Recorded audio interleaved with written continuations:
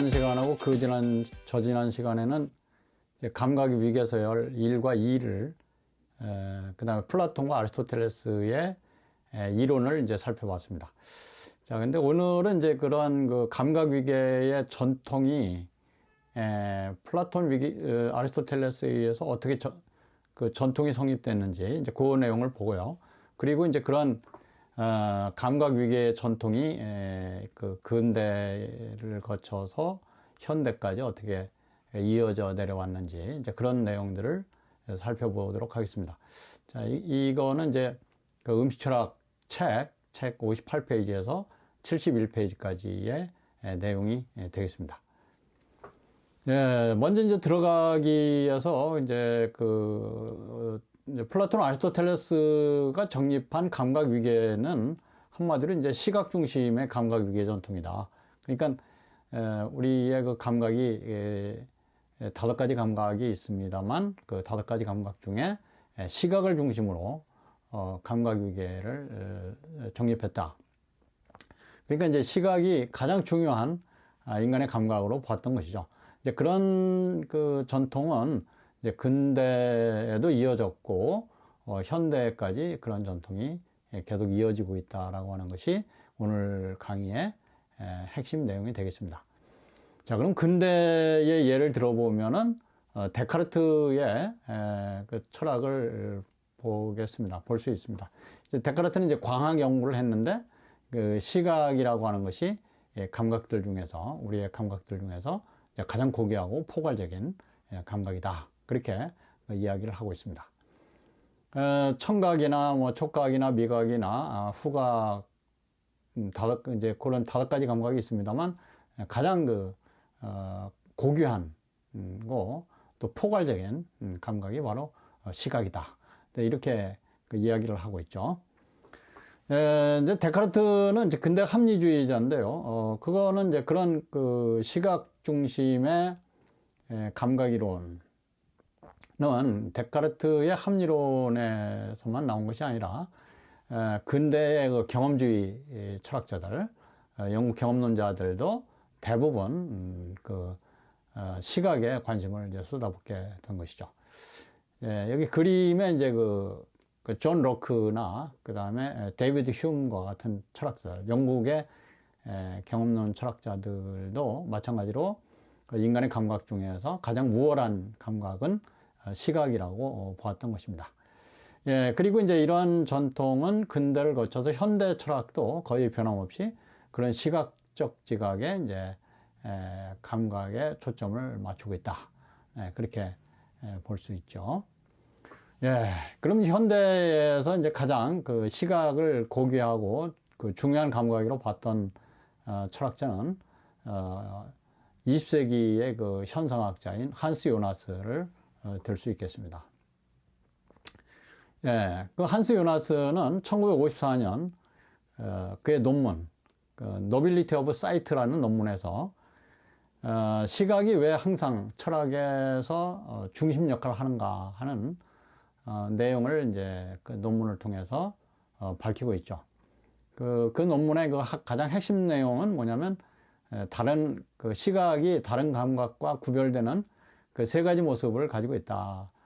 그런 내용을 이제 담고 있습니다. 그 내용을 같이 한번 살펴보도록 하겠습니다. 네, 이제 첫째로 시각의 그 첫 번째 특징은 경험의 동시성이라고 하는데요.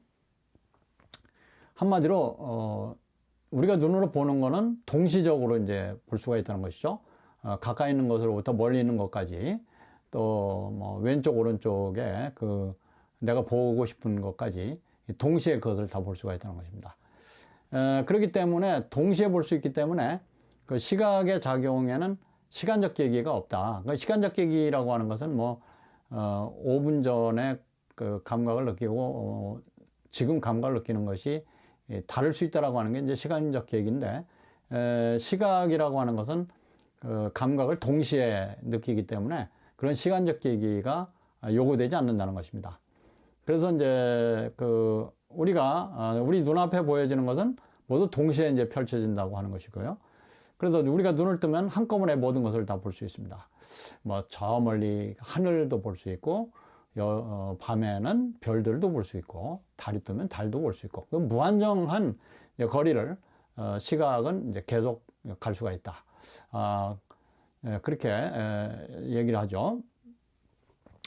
예, 근데 이제 한스 요나스는 그 시각과 대비되는 그 감각을 뭐 미각과 청각으로 본 것이 아니라 청각과 촉각을 보고 있습니다. 그러면 왜 이 청각과 촉각은 시각과 대비가 되는가? 청각은 우선 그 시각하고 비교했을 때 수동적이라는 것입니다.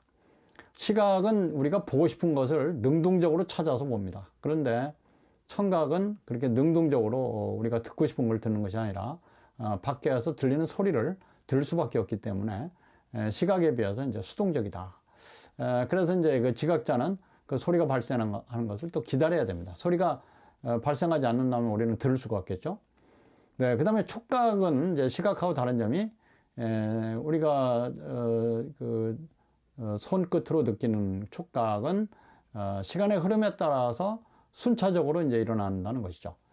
예, 여기 그림에서 보는 것처럼 점자책이 있습니다. 점자책을 보면은 우리가 손끝으로 글자를 하나를 확인하고 그 다음에 또 다른 걸 또 확인하고 이렇게 해서 이제 그 느낌을 통해서 뭐 글씨를 이해할 수 있겠죠.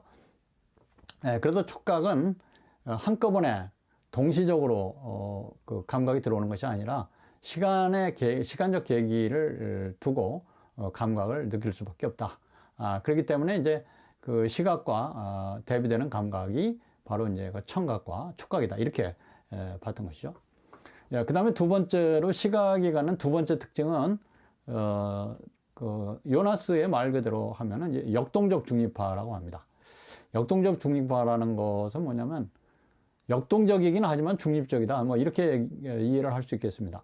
그게 뭐냐면 우리가 눈으로 보는 것은 어떤 것과의 관계를 갖지 않고도 관계 속에 들어가지 않고도 그것을 볼 수가 있습니다. 그 관계한다는 것은 예를 들면 손으로 만져본다든가 입으로 맛을 본다든가 그러면 입으로 맛을 보는 것은 음식과의 관계가 이루어지죠. 그 다음에 손으로 어떤 것을 만지는 것은 손의 촉각과 그 대상과의 관계가 이루어지죠. 근데 시각이라고 하는 것은 그냥 눈을 뜨면 보이기 때문에 그런 관계가 없이도 그것을 볼 수가 있다는 것입니다. 그래서 이제 관계를 갖지 않고도 대상을 볼 수가 있다라고 하는 것은 우리에게 어떤 그 장점을 주냐면 우리가 눈으로 보는 것은 사물에 영향을 미치지 않는다. 사물에 어떤 영향을 미치지 않고도 그 사물을 이제 볼 수가 있다는 것이죠. 그런데 이제 촉각이나 미각이나 이런 것들은 사물과의 관계 속에 있는 것이고 그 다음에 그 관계를 통해서 대상에게 어떤 영향을 미치게 되어 있죠. 그래서 예를 들면 촉각은 이제 어떤 피부에 압력을 가하기도 하고 그 느끼는 대상에 압력을 가하기도 하죠. 그런데 시각은 그런 것이 없이 마치 명상을 하는 것처럼 어떤 대상에 관여하는 것이 없이 그 대상을 눈으로 볼 수 있다라고 하는 그런 장점을 가지고 있다. 이제 그런 얘기입니다. 세 번째로 이제 시각의 세 번째 특징은 공간적인 거리를 둔다는 것이죠. 시각은 우리가 5가지 감각을 가지고 있습니다만 그 5가지 감각 중에 시각만이 어떤 대상과의 근접성이 없이 근접성은 예를 들면은 우리가 밥을 먹을 때 그 밥을 식탁에 있는 식사 이제 그거는 상당히 근접해야만 먹을 수가 있죠. 또 냄새를 맡는다라고 하는 것도 어떤 근접성이 있어야 되겠죠. 그런데 이제 시각은 그런 근접성이 없이도 가능하다. 이제 그 이상적인 거리 감각이라고 하는데 무한정 멀리 볼 수가 있다는 것이고요. 그래서 이제 뭐 아까도 얘기했습니다만 하늘의 별을 본다든가 하늘을 쳐다본다든가 무한한 거리죠. 무한한 거리를 대상으로 할 수 있다. 그래서 뭐 이상적인 거리 감각이다. 그렇게 얘기를 하고 또 한 가지는 우리가 거리를 조정해 가면서 볼 수가 있습니다. 저 밖에 지금 여기 그림처럼 우리가 산 위에 올라가서 다른 밖에 있는 산을 볼 수도 있습니다만 그 앞에 있는 나무를 볼 수도 있습니다. 그러니까 이제 그 시각이라고 하는 것은 무한정 가능하다라고 하는 것, 또 한 가지는 거리를 조정할 수 있다라고 하는 것. 그래서 시각이라고 하는 것은 우리가 마음이 가리키는 것, 보고 싶은 것이죠. 보고 싶은 것을 향해 시각은 나가게 되어 있습니다. 예, 그래서 이제 이런 그 세 가지 특징을 가지고 있는 것이 바로 이제 시각이고요. 그래서 이제 요나스는 그 시각의 그런 특징은 바로 어떤 추상성이 가능하다. 그러니까 추상성이라고 하는 것은 어떤 그 대상과의 밀접한 관계라든가 이런 것이 없이도 대상을 이제 그 볼 수 있고 또 생각할 수 있고 그렇다는 얘기죠. 그건 한마디로 이제 왜 이런 추상성이 가능하다라고 하는 것은 시각은 몸과의 그 분리. 그래서 이제 몸의 경험으로부터 분리되어 있다. 그러니까 거리가 가능하고 무한정 계속될 수 있고 직접 대상과의 접촉이 없어도 시각은 가능하기 때문에 바로 그 몸의 경험과 시각은 분리되어 있다. 이렇게 보는 것이고요. 반대로 이제 미각이나 촉각 같은 것은 몸과의 직접적인 연관성을 가지고 있는 것이죠. 그래서 예를 들면 이제 미각의 대상은 우리가 실제 우리 몸 안으로 이제 들어가야만 우리가 그 맛을 알 수가 있게 되는 것이죠. 햄버거를 먹는다 하면은 햄버거를 우리가 실제로 입으로 맛을 보고 먹어봐야만 햄버거의 맛이 어떻다라고 하는 걸 알 수가 있습니다. 이제 그런 것이 바로 이제 몸의 연관성, 뭐 이렇게 얘기를 할 수 있고, 뭐 이것을 다른 말로는 이제 그 신체 중심부 감각이다. 이렇게 얘기하는데, 시각이라고 하는 것은 그런 그 신체와의 직접적인 관계가 없이도 가능하기 때문에 뭐 거리 감각이다. 또 그렇게 또 이야기를 하는 것이죠. 예, 근데 이런 문제들은 이런 그 시각 위주의 이런 문제들은 어떤 그 젠더 차원의 내용을 갖게 됩니다. 그러니까 시각 중심 사상은 철학에서 그런 그 시각 중심 사상이 바로 이제 그런 젠더 차원의 그 어떤 사상을 낳았다. 또 이렇게 볼 수가 있죠. 그거는 왜 그러냐면 전통 철학이 시각과 청각, 뭐 시각이 가장 우월한 거죠. 시각과 청각은 우월한 것으로 인정을 했기 때문에 그렇습니다. 그리고 이런 그 시각과 청각의 우월성을 주장했던 것은 바로 플라톤과 아리스토텔레스였던 것이고요. 그리고 이제 플라톤과 아리스토텔레스가 앞에서 우리가 살펴본 것처럼 이제 감각 위기에 대한 가정, 그거는 다시 말해서 시각과 청각은 고귀한 감각이다.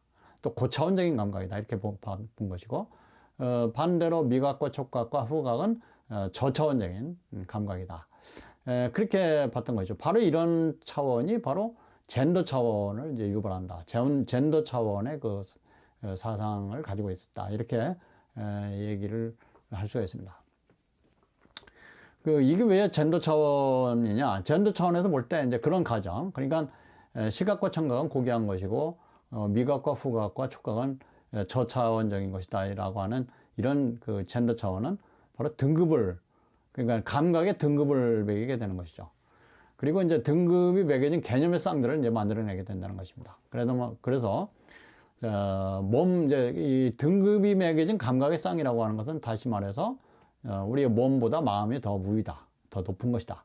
감각보다 이성이 더 높은 것이다. 또 그 짐승보다는 사람이 더 높은 차원에 있는 것이다. 또 자연보다는 문화가 더 높은 차원에 있는 것이다 라고 하는 것이죠. 바로 이것이 등급이 매겨진 개념의 쌍들이 되겠습니다. 이제 이런 부분은 근데 이제 이것이 인간에게서 여성과 남성의 그 젠더 차원으로 갔을 때 결국은 여성보다 남성을 우월한 위치에 배치시키게 되는 것이죠. 그래서 여성성으로 명명된 것들은 남성성의 하위에 있는, 반대로 여성성으로 명명된 것들을 위에 남성성의 특징을 위에 올려놓는. 그래서 이제 이렇게 등급을 매기게 되는 것이죠.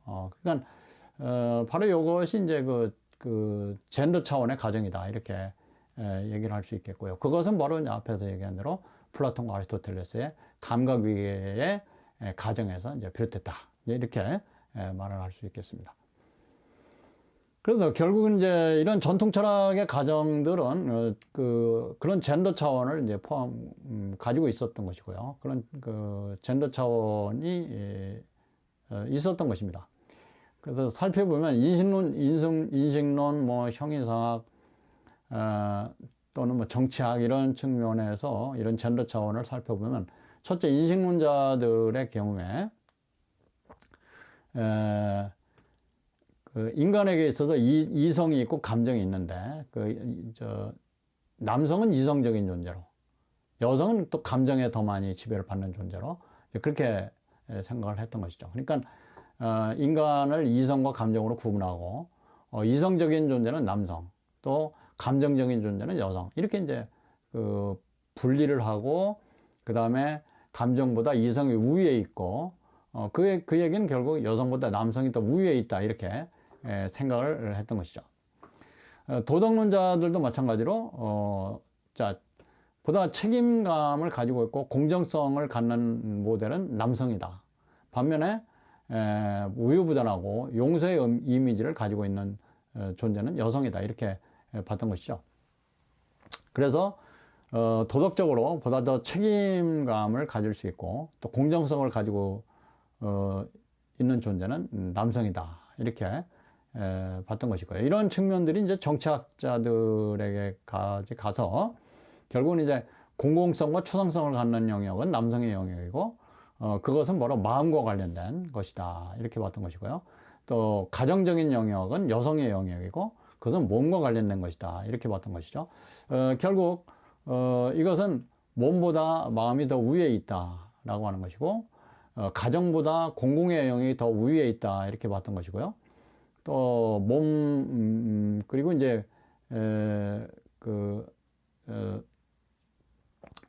여하튼 이런 얘기는 결국 여성보다 남성을 더 위에 두는 또 우월한 존재로서 생각을 하게 되는 이제 그런 그 철학적인 가정을 갖게 됐던 것입니다. 자, 근데 이제 문제는 이런 부분들에 대한 이제 비판적인 관점에서 보면 이런 이항 구조, 앞에서 얘기한 대로 몸과 마음을 구분한다든가, 여성과 남성을 구분한다든가, 뭐 시각과 촉각을 구분한다든가 해서 몸보다 마음이, 그 다음에 여성보다 남성이, 또 촉각보다 시각이, 또 미각보다 시각이 우월한 위치에 있다라고 하는 이런 이항구조의 개념구조, 이항의 개념구조, 이런 것들은 어떤 문제점을 가지고 있는가? 그러니까 특히 이제 페미니스트들이 여성주의자들의 관점에서 볼 때 이런 이항구조의 이항 개념구조가 갖고 있는 치명적인 결과는 결국 어떤 하나의 항이 다른 항보다 더 우위를 차지한다라는 것입니다. 앞에서 얘기한 대로 몸보다는 마음이 더 위에 있다, 여성보다는 남성이 위에 있다, 촉각이나 미각보다는 시각이 더 위에 있다라고 하는 그러한 사고 구조를 갖게 되는 것이죠. 그러면 여기서 열등한, 그러니까 아래에 있는 몸이라든가 또 여성의 차원이라든가 미각이나 촉각의 차원은 철학적으로 이제 무시되는, 그럼 철학에서 보다 더 중요하게 보는 것은 보다 정신적이고 마음을 중요하게 보고, 또 시각을 중요하게 보고, 남성을 중요하게 보고, 또 공적인 측면, 그 다음에 추상적 측면, 이런 것들을 중요하게 보는 것이 바로 철학입니다. 그럼 그런 부분이 아닌 여성적인 측면, 그 다음에 감정적인 측면, 또 몸적인 측면, 또 가정적인 측면, 이런 것들은 철학에서 다 무시돼 버리는 그런 결과를 낳게 된다는 것이죠. 자, 이런 부분들을 이제 플라톤과 아리스토텔레스에 근거해서 플라톤과 아리스토텔레스가 가지고 있었던 젠더적인 차원은 무엇인가를 좀 더 구체적으로 살펴보도록 하겠습니다. 먼저 이제 플라톤의 영혼 환생설에서 여성과 남성을 이제 구분하고 비교하는 차원을 이제 생각해 볼 수 있는데요. 우선 플라톤이 말하는 여성 환생설에서 여성은 어떻게 창조되는가? 남성에 대한 얘기가 아니죠. 이건 여성이라는 존재는 어떻게 창조되는가 하는 것을 플라톤은 이렇게 설명하고 있습니다. 자, 신이 인간을 창조할 때 형편없이 잘못 살았던 남성의 영혼이, 그러니까 이 현세에서 남성으로 살았던 사람이 이 현세를 살면서 형편없이 잘못 살았다. 그런데 이 남성의 영혼이 이제 이대 세계로 갔다가 다시 이제 환생을 하게 되는데, 그렇게 형편없이 잘못 살았던 남성의 영혼이 다시 환생할 때 여성으로 창조된다. 이렇게 봤던 것이죠. 그럼 여기에는 이제 어떤 얘기가 들었냐면, 잘못 산다는 거죠. 잘못 살았다는 거. 그것도 형편없이 잘못 살면 여성으로 태어난다. 이런 그 생각을 가지고 있었던 것입니다. 그러니까 결국 이것은 남성이 좋은 삶을 살지 못하면 열등한 여성으로 이제 환생하게 된다라고 하는 것이 플라톤의 이제 영혼 환생설의 이야기입니다. 결국 이제 그럼 남성이 이 현실을 살면서 잘못 산다라고 하는 것은 이제 플라톤이 볼 때는 이성적으로 사유할 줄 알고 또 그 합리적으로 생각할 줄 알면은 그렇게 잘못 사는 것이 아닙니다. 그런데 그 비이성적으로 행동하고 생각 없이 행동하고 하면은 이제 여성으로 강등될 수가 있다는 것이죠. 그래서 결국은 이제 이것은 여성이라는 존재가 무엇인가? 그것은 합리적으로 자기 자신을 생각할 줄 모르고 합리적으로 자기 자신을 통제할 줄 모르는 존재가 바로 여성이다. 이제 이런 관점을 갖게 되는 것입니다. 그래서 여성들은 보다 더 이성적이고 정신적인 존재가 아니라 보다 더 신체적이고 감정적인 존재고 감각적인 존재라서 그래서 욕망이나 쾌락에 더 잘 순응하는 존재다. 이렇게 봤던 것이 플라톤의 관점이었습니다. 그러면 결국 이거는 이제 플라톤의 관점에서 감각의 사용에 대한 그 젠더화, 이것도 한번 살펴보면, 여기서 이제 감각과 관련해서 남성성과 여성성을 구분하는 것이죠. 그러니까 이제, 남성적인 감각 능력이라고 하는 것은 바로 앞에서 보는 그 시각적인 것처럼 신체를 초월할 수 있고, 감각을 다스릴 수 있고, 또 신체 이제 그런 초월을 통해서 지식을 획득할 수 있는 이런 것은 이제 남성의 능력이다. 그래서 이제 그런 그 남성적인 능력이 바로 시각과 청각이라고 봤던 것이죠. 시각과 청각은 신체 중심부 감각이 아니라 말단 감각으로 봤던 것이고요. 그래서 그런 감각은 보다도 고차적이고 남성의 지성적인 측면과 짝을 이루는 그 감각으로 봤던 것입니다. 그래서 이제 한마디로 말해서 시각과 청각이라는 말단 감각은 남성적인 능력이고 또 지성적인 능력이다. 또 신체를 초월할 수 있는 능력이다. 이렇게 봤던 것이죠. 반면에 그 미각과 촉각은 신체 중심부 감각으로 그것은 신체적인 욕망과 또 쾌락 이런 것과 짝을 이루고 있고 그런 것은 여성성과 관련된 감각으로 생각을 했던 것입니다. 자, 그렇다면 이러한 그 관점, 이런 플라톤의 관점을 여성주의, 페미니즘적인 관점에서 이제 비판을 해본다면 어떻게 비판을 할 수가 있을까요? 자, 우선 그 페미니즘적인 관점에서 보면 이 5가지 감각들을 남성적, 여성적 감각으로 단순하게 구분하는 것이 이게 문제가 있다고 보는 것입니다. 시각과 청각은 남성적인 감각이고, 미각과 촉각과 후각은 여성적인 감각이다. 그렇게 단순하게 그 감각을 구분하는 것 자체가 하나의 모순이라고 보는 것이죠. 왜냐하면 여성도 이 5가지 감각을 온전히 가지고 있다라고 할 때 이 5가지 감각을 모두 가지고 있고 5가지 감각이 모두 작동을 하고 있습니다. 시각도 작동을 하고 있고 청각도 작동을 하고 있고 여성도 똑같이 남성하고 똑같이 작용을 하고 있는 것이죠. 시각적 작용, 촉각의 청각의 작용. 청각과 시각이 남성성의 감각이 아니라 여성도 마찬가지로 시각과 청각의 감각을 가지고 있고 감각의 작용을 가지고 있는 것입니다. 근데 그것을 따로 떼서 남성성의 감각이다. 이렇게 본 것은 문제가 있다라고 하는 것입니다. 그리고 이 5가지 감각들은 각각의 그 기능이나 능력을 가지고 있고, 각각의 기능을 각 개인에게서 각각의 기능을 가지고 있고, 각각의 기능마다 그 기능을 수행을 하고 있는 것이죠. 그런 남성에게만 있는 것도 아니고 여성에게만 있는 것도 아닙니다. 또 뭐 시각과 청각은 남성에게 우월한 것이고, 뭐 그 미각과 촉각과 뭐 후각은 여성에게 우월한 것이다. 이렇게 볼 수가 없다는 것이죠. 똑같은 인간으로서 5가지 감각은 똑같은 작용을 하고 있다. 그렇기 때문에 단순히 시각과 청각은 남성성의 감각이고, 미각과 후각과 촉각은 여성성의 감각이라고 구분하는 것 자체가 하나의 모순이라고 볼 수가 있겠습니다. 그래서 남성과 여성을 이제 구분하고 그것에 따라서 남성성의 감각과 여성성의 감각으로 분류하는 것 자체가 하나의 모순이고, 그것을 받아들이기가 어렵다. 또 여성성이라는 개념이 신체 감각과 많이 연관되어 있다고 보는 것 자체, 그것도 실제 여성들에게는 맞지 않는 얘기다 라고 비판을 하고 있는 것입니다.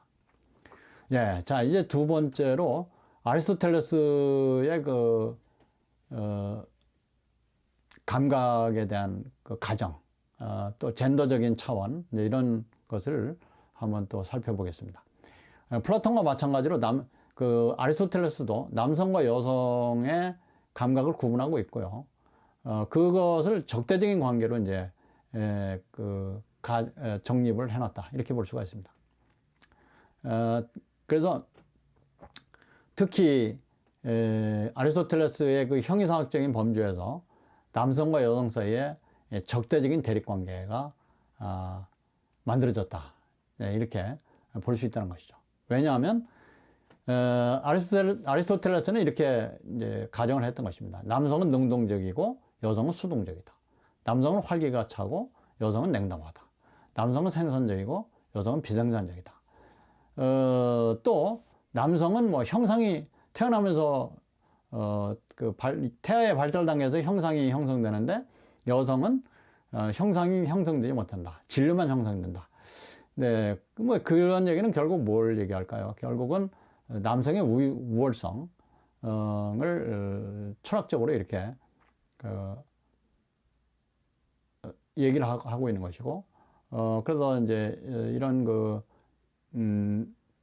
대립관계를 통해서 남성의 우위성을 이제 강조하고 있다, 이렇게 볼 수가 있습니다. 결국 남성과 여성이 사회계급 차원에서 동등하지 않다, 이렇게 본 것이죠. 그래서 남성이 우위고 뭐 여성이 저차원적이다, 이렇게 봤던 것입니다. 그래서 이제 한마디로 여성은 그 본성적으로 남성보다 능숙하지 못하다, 이렇게 보는 것이고요. 여성들의 이성적 능력, 생각하는 능력은 남성보다 욕과 감정을 잘 통제할 수가 없다. 그러니까 남성들이 이성적인 능력이 있어서 자신의 욕과 감정을 잘 통제할 수 있는데, 여성들은 그렇지 못하다라고 보는 것입니다. 이런 것은 결국은 한마디로 사회계급 차원에서 남성 우위를 이제 정당화하는 것이고, 또 여성은 열등하다, 이렇게 생각하게 했던 것이죠. 결국 이런 이해관계에서 남성은 여성을 다스리는 통치자라는 의미를 가지고 있는 것입니다. 그래서 이제 아리스토텔레스의 사상에서 보여지는 것은 참된 통치자는 가정에서는 남편이다, 남성이죠. 또 아버지다. 그리고 이제 덕망 있는 덕망 있는 인간은 이성적인 인간, 이게 한마디로 이제 남자죠. 남자라는 이성적인 인간이 감정과 욕구를 잘 훈련시켜야 된다. 이때 감정과 욕구는 뭐냐? 여성입니다. 결국은 남성이 여성을 훈련시켜야 된다라고 보는 이제 그런 관점을 가지고 있었던 것입니다. 자, 그렇다면 이런 아리스토텔레스의 관점을 감각 위계의 관점에서 이제 비판적으로 이제 살펴보면은, 한마디로 플라톤도 마찬가지입니다만 아리스토텔레스도 감각에 대한 왜곡된 위계 구조를 가지고 있었다, 이렇게 말할 수가 있는 것이고요. 그래서 정리해 보면 시각과 청각 등의 거리 감각은 이성의 발달에 기여한다. 그러니까 사유 능력의 그 발달, 또 지성적인 발달에 기여한다고 봤던 것이고, 그것은 남성적인 것이다. 이렇게 봤던 것입니다. 그런데 이제 미각과 후각과 촉각의 신체 감각, 이제 거리 감각이 아니고 신체 감각이죠.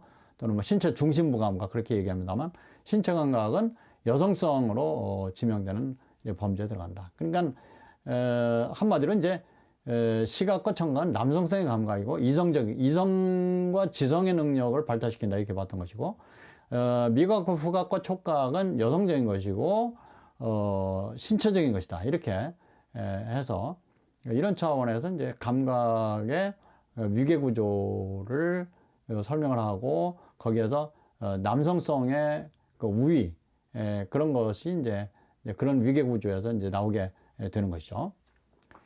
예. 그런데 이제 이런 것을 이제 물론 이제 그 플라톤 아리스토텔레스의 고대 철학에서 이런 내용들이 있습니다만 그 현대의 과학적 연구를 살펴보면 이런 것들은 하나의 억측에 불과하다. 그렇게 보는 것이고요. 과학적 연구에서 정상적인 방법으로 이제 그런 감각들의 기능을 과학적으로 연구를 해보면 결국은 남성과 여성의 그 젠더적 차이가 나타나지 않는다는 것입니다. 그래서 여성에게도 마찬가지로 이제 뭐 오감, 시각과 청각과 미각과 후각과 촉각이 여성에게서 남성과 똑같이 기능을 하고 있고, 남성도 마찬가지로 시각과 청각과 미각과 촉각과 후각이 여성과 마찬가지로 기능을 하고 있는 거죠.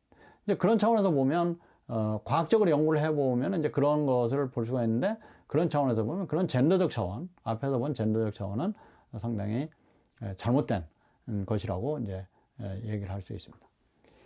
이제 근데 문제는 이런 그 감각 위계에 그 뿌리 박혀 있는 그 앞에서 그 플라톤 아리스토텔레스가 정립한 그 감각 위계라고 하는 것에 뿌리를 두고 있는 가치 체계.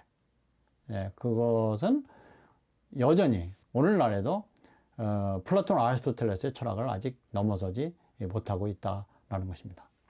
예. 그래서 결국 플라톤과 아리스토텔레스의 감각 이론은 현대에도 여전히 교훈적으로 작용을 하고 있다. 예. 그래서 결국 그런 감각에 대한 감각 위계에 대한 가치 체계는 지금도 현대에도 끊임없이 지속되고 있다는 것입니다. 그래서 이제 시각과 청각의 우위성, 또 미각과 촉각과 후각의 저급성, 이렇게 이제 구분하는 이제 그런 차원은 오늘날에도 계속 되고 있다라고 하는 것이죠. 예. 그러나 이제 오늘날에 보면은 과학적으로 연구를 해보면 그런 젠더 차원의 구분이라고 하는 것이 이제 무의미하다라고 하는 것을 알 수가 있는데, 여전히 오늘날에도 현대에도 그런 것이 그대로 작용을 하고 있다라고 하는 것이 오늘 이제 강의의 중요한 내용이 되겠습니다. 네. 오늘 강의는 여기까지 하겠습니다. 여러분들이 이제 뭐 궁금하신 사항이나 또 더 알고 싶으신 사항은 토의 사항에다가 이제 적어서 같이 이렇게 토의를 했으면 좋겠습니다. 오늘 강의는 여기까지 마치도록 하겠습니다.